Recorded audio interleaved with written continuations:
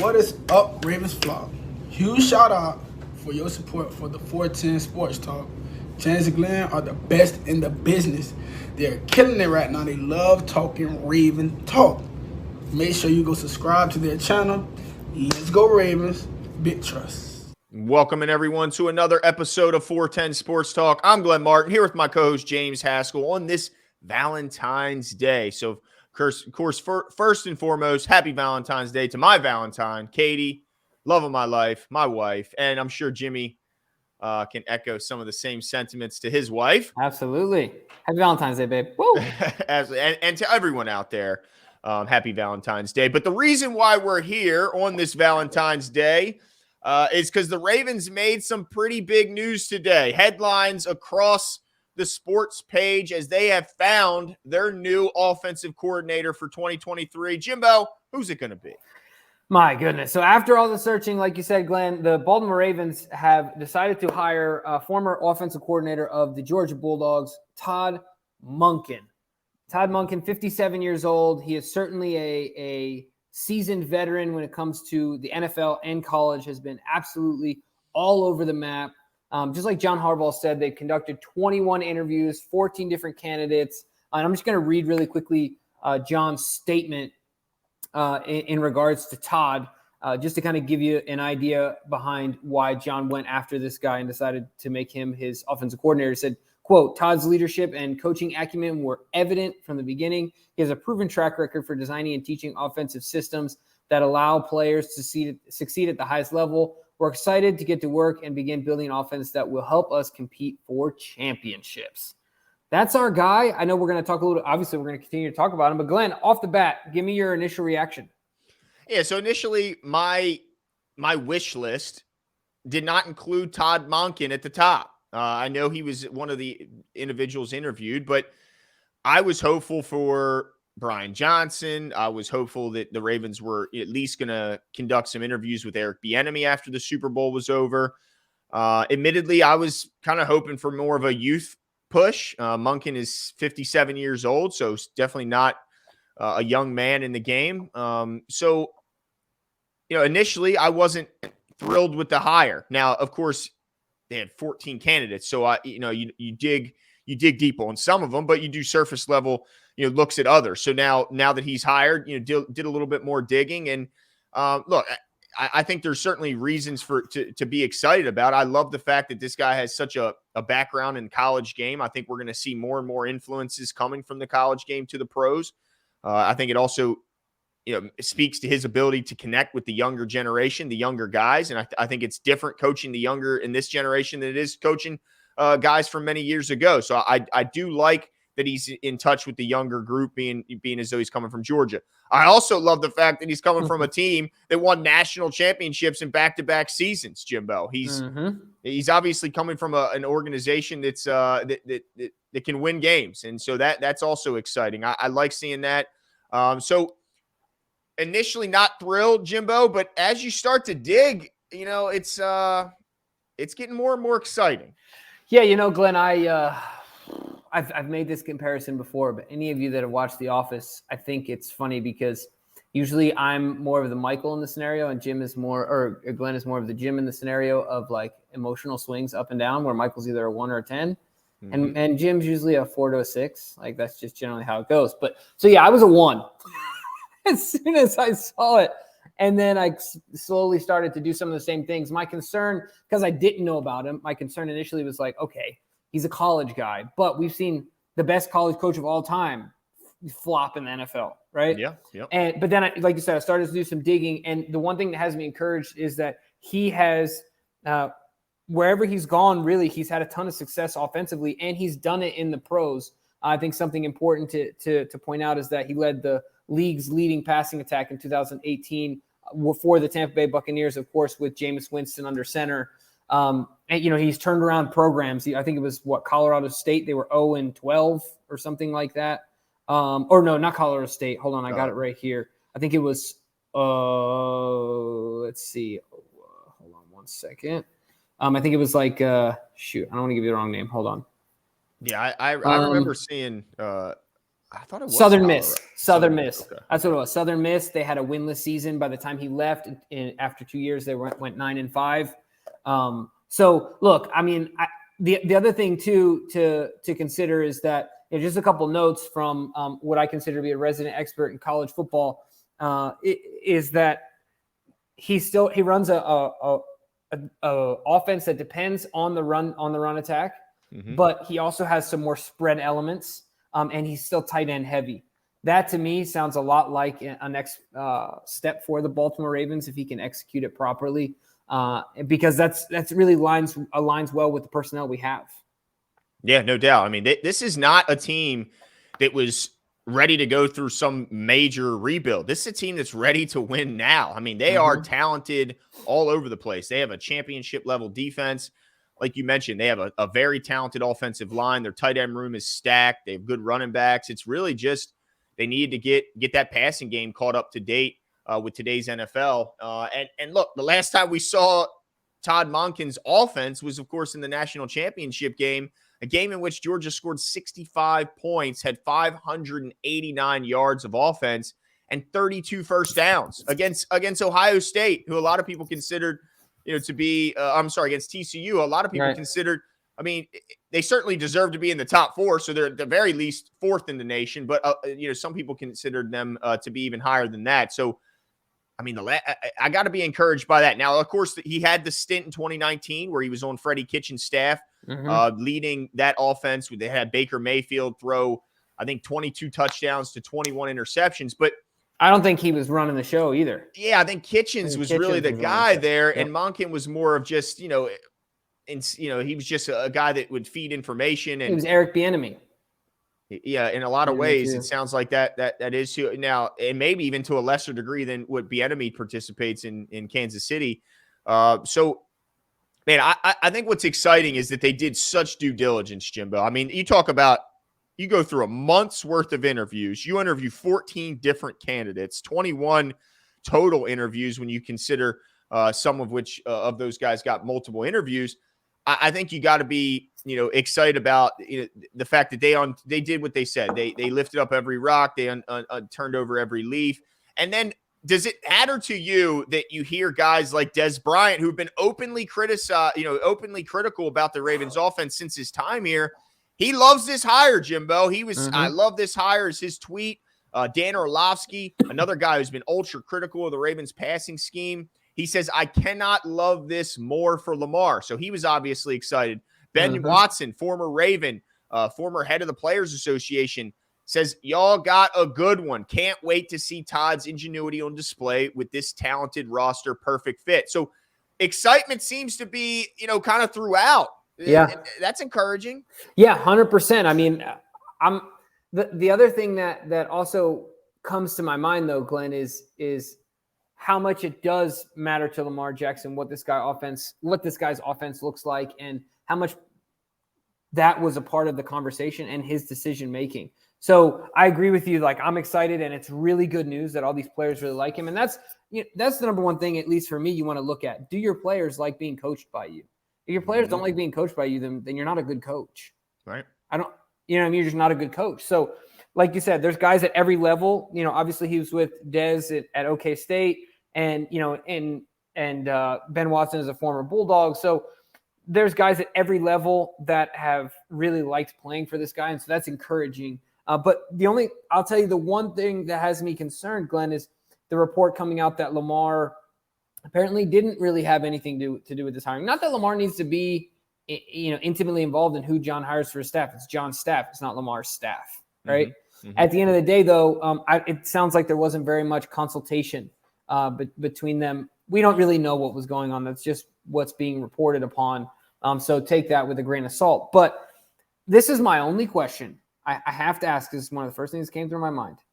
Do you believe that there were coaches that the Ravens preferred over Todd that didn't want to come here because they didn't like the way that John and the rest of the front office answered the question about the status of Lamar Jackson?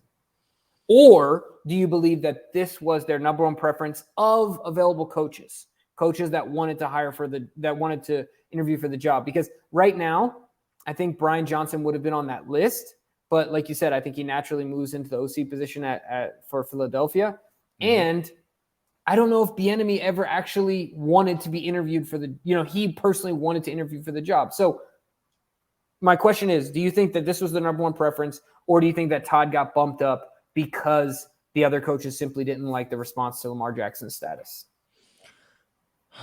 I think that's a good question. I don't know if that is what impacted the decision.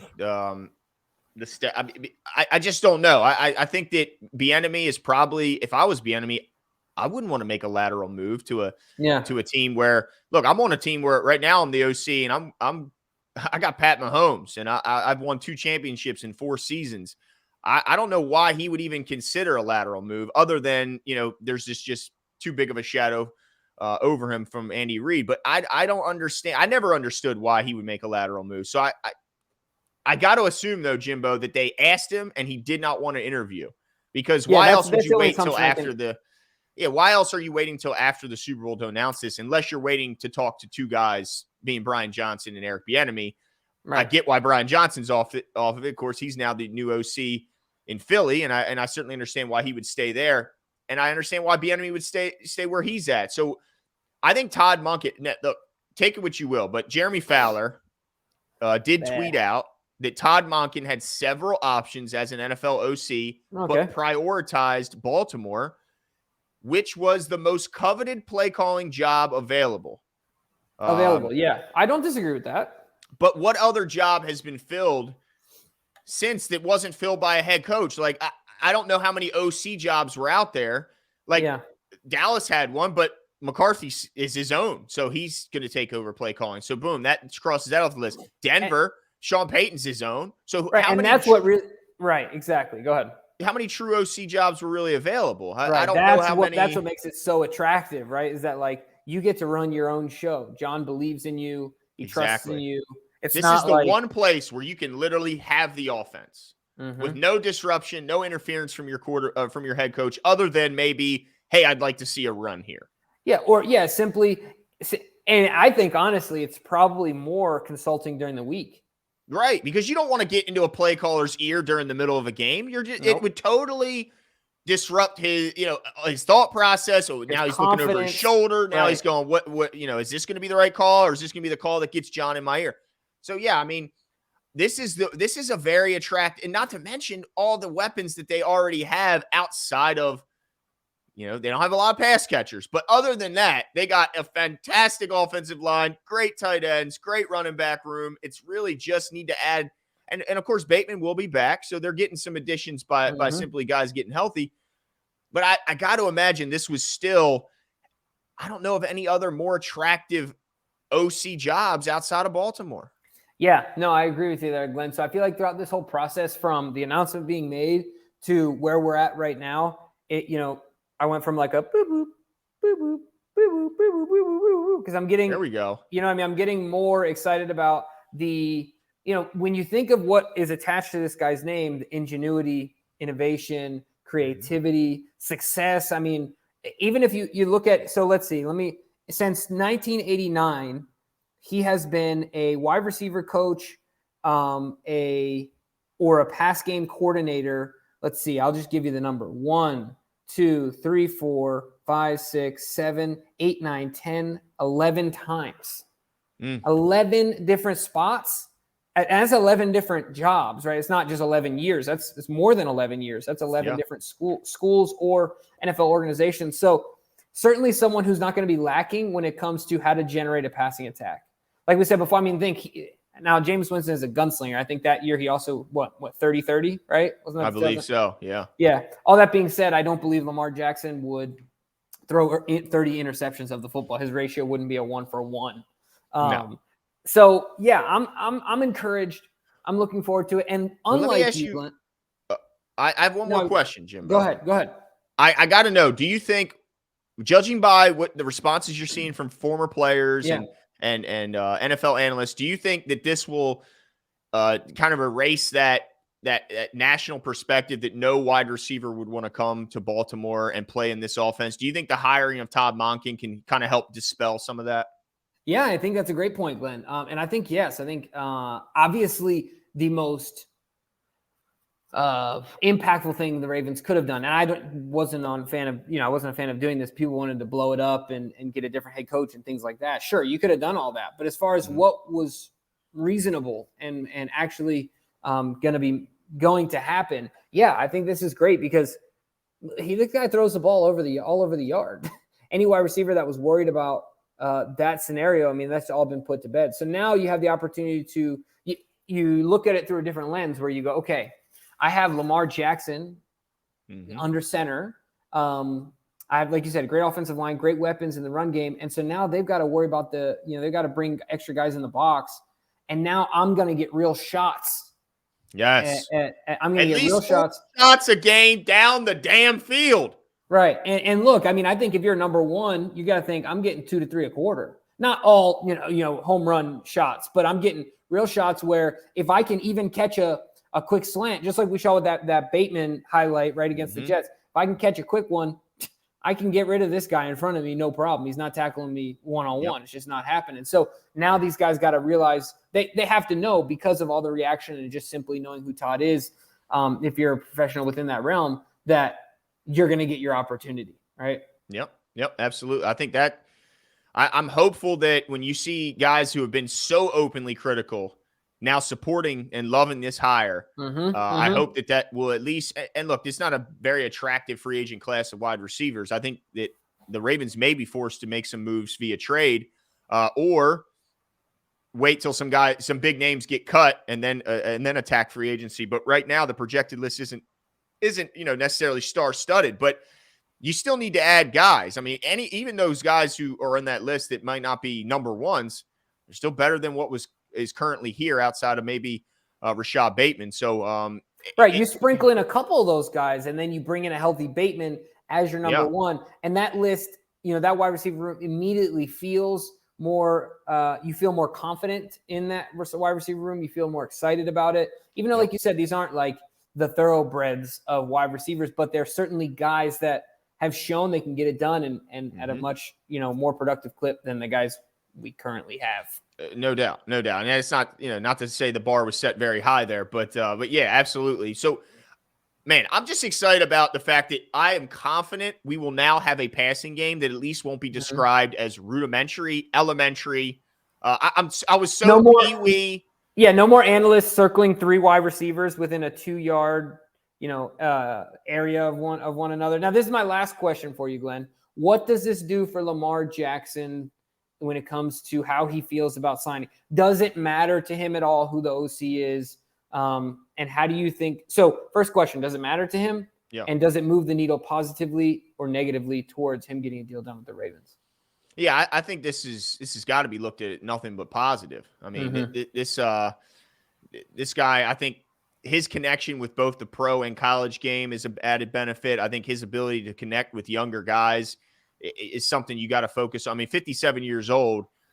He's obviously able to connect with his guys if he's got back-to-back national championships. I think you got to commend him for that. Well, Stetson is older than Lamar. That's true. He's a grown man playing a kid's game against kids. But I think that I love that report that came out. Like Lamar, and if you look at it, if you read it specifically, it said Lamar hasn't spoken to any of these, hasn't talked to any of these. Well, that doesn't mean they didn't gauge his right. Like that didn't mean they didn't ask him, hey, what are you looking for out of an OC? Like it's not like they're not consulting with him. Yeah, I would be shocked to hear any quarterback his talk is in the interview. Like he's sitting in the interview process with everyone. Like, right. No, he's not going to talk to the guy directly until he's hired. Even Dangerous couldn't do that. Yeah, exactly. Dangerous. I can see Dangerous sitting in the lap of his head coach while they're having the interview for the OC. But no, with a lap dog on his lap, just like this. They're just petting it. But no, I think that absolutely he's got to be excited, no doubt. I mean, what's not, from his perspective, what's not to be looked at as as an exciting thing when you look at this guy. He's had success everywhere he's gone. Yep. And then he's led the league in passing at one point. His stops in the NFL, so he can sling the ball, and hopefully with Lamar Jackson's ball security being far better than Jameis Winston, I agree. I don't think we'll have some of the turnover issues he's had in his stops before. But ultimately, the last thing I'll say is that so to answer the question I previously sent over to you, yes, I think that this does do something for Lamar getting a deal done, and I also think it's in the positive direction. The closest I've got to talking to Lamar was talking to a friend of his whose first complaint about the Baltimore Ravens was who's he got to throw to and what kind of system is he in. Yeah. Right. So if that's his quote unquote friend saying those things, then it's got to come from somewhere. Right. Not that Lamar was outwardly complaining. Obviously, he's never done that. Right. He's done nothing but back Giro and things like that because that's what you're supposed to do. But that doesn't mean that humans, we all have opinions. Right. Oh, I'm sure. Behind closed doors. Yeah. Right. Absolutely. So I think this is a positive. This is a win-win for the Baltimore Ravens. I'm looking forward to it. I can't wait for it. Hopefully the next shoe to drop, Glenn, is Lamar getting a deal done, not Lamar getting traded. So we'll stay hopeful here. We're excited about it. Let us know what your guys' thoughts are in the comments below. Are you excited about it? Do you think the Ravens missed on this one? Do you think this is positive for the Ravens offense as a whole and for Lamar Jackson's chances of staying here? Leave all your comments below, and we will talk to you guys soon. See you. Yesterday does not matter. You're looking forward to today. I'm looking forward to being a Raven. What are they getting? Everything out of me. They're going to get a Super Bowl out of me. Believe that.